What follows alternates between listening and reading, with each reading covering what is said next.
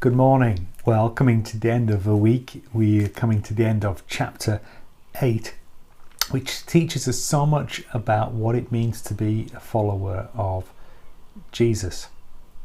We've looked at the amazing confession of Peter that Jesus is the Christ, his misunderstanding of the implications when Jesus reveals what it means for him, his rebuke, but then leads us to Jesus teaching the crowd about what it means to be true followers of Jesus, the cost of discipleship, and how we're supposed to live. Well, let's continue that, shall we, in finishing Mark chapter 8. We can read from verse 31 to the first verse of chapter 9. But first, let us pray. Lord Jesus, I pray that this passage will clarify what it means to be a follower of you, that we can keep our eyes focused on you, follow your ways, knowing the light and life that you give to us as followers of Jesus. Amen.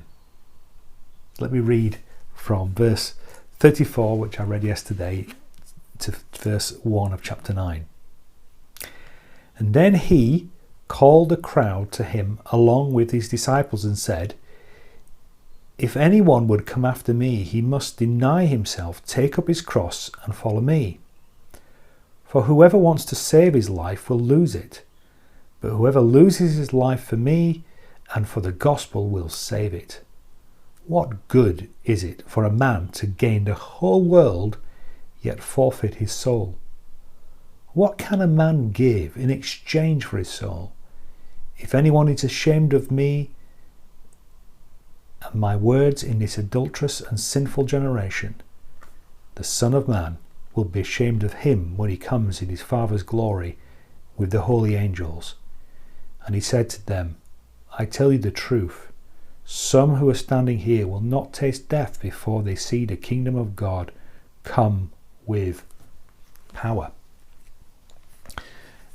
Having Jesus said this remarkable statement about taking up a cross and following him, he unpacks more what the implications are, like the for or the therefore in verses 35 and following.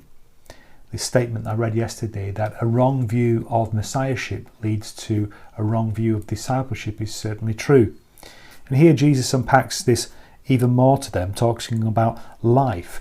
And in verse 35, there's two definitions of life, yet the same word used. If anyone wants to save their life, the first life there would being that physical existence of life, they will lose it. But those who will lose their life for me and for the gospel will save it. Life in the second context being life eternal.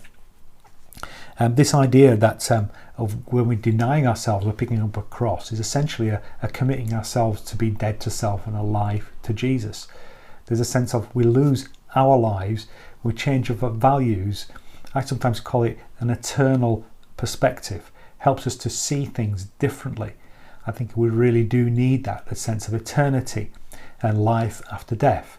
In this season, when we're facing death perhaps more than normal, where we're aware of people who have died and dying due to a virus globally, I think we need to have a sharper focus of eternity and what life is all about. There are those who would seek to gain life and clasp onto the last embers, the very last breath, would love eternal life now. But Jesus says that's not the way that a follower of me should go. You can spend all your life trying to save your life, yet you just lose it. You see, ultimately, death wins unless we put our faith and trust in Jesus. You see, Jesus came to give us eternal life, the very thing that our bodies fail to various diseases. And we have to put our trust in Jesus and his good news, and that is who saves us. There's a story I was reading about a monk called Telemachus, from the late 4th century, who, after living a life of quiet ascetic prayer, came to Rome and saw a gladiatorial contest and sought to interrupt it. Rome at the time was Christianized, but this gladiatorial contests in a Colosseum was still going on. Having tried to interrupt this, saying that it was idolatrous, he ends up being killed. But in losing his life, it was said that death was more useful to mankind than his life. You see, even an example of where Jesus, like Jesus, who gave his life for us, seeking something better. And there's many other examples of people who've given their lives for the gospel in different ways. And sadly, that continues today. And sometimes it comes to values. In verse 30, 36 and 37, it talks about what does it profit someone if they gain the whole world yet lose their soul? What is priority for people? You see, if you're following Jesus, your priorities change. We live in a world which is dominated by many different things which people live for. People live for popularity. They want to be famous. They want to be respected. Some people are living for profit. It's all about the bottom line of money and thinking about what they can gain.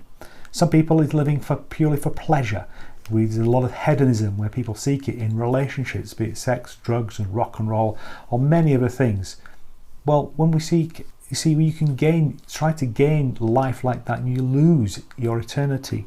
What does it profit someone that you can gain all of the world's pleasures, but yet you lose your eternal relationship with God? Well, Jesus then puts us forward to look at eternity, about this returning King, the Son of Man, coming and a calling to account. It's one of the remarkable things about Jesus. His eyesight at this moment is not just seeing to the cross and Jerusalem, not just seeing to the resurrection and his ascension, but it's looking forward to his return and that calling to account. Where anyone who's ashamed of my words in adulterous generation, the Son of Man will be ashamed of when he comes with his Father's glory. Jesus can see this calling to account, and that need to be people who are living for his glory. It's a question whether we live our lives in a God-centered existence or a self-centered existence. Are we looking to Christ, the author of life, to fulfill and live for him, knowing that he knows what's best for us? Or do we live for a self-centeredness?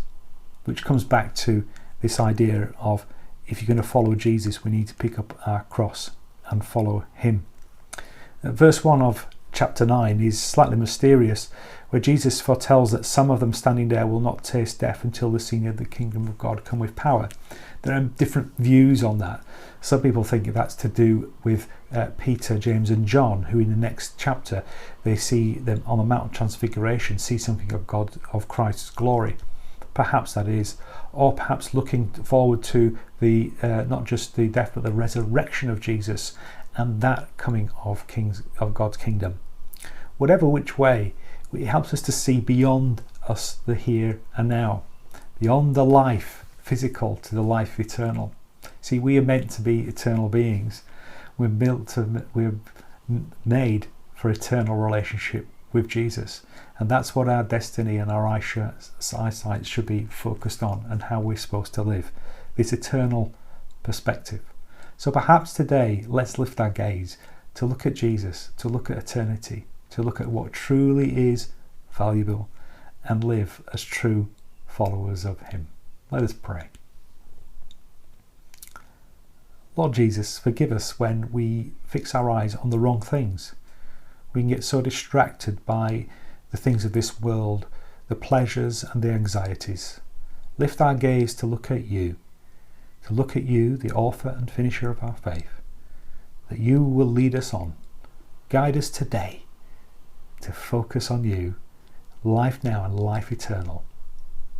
Amen. God bless. Keep looking to Jesus.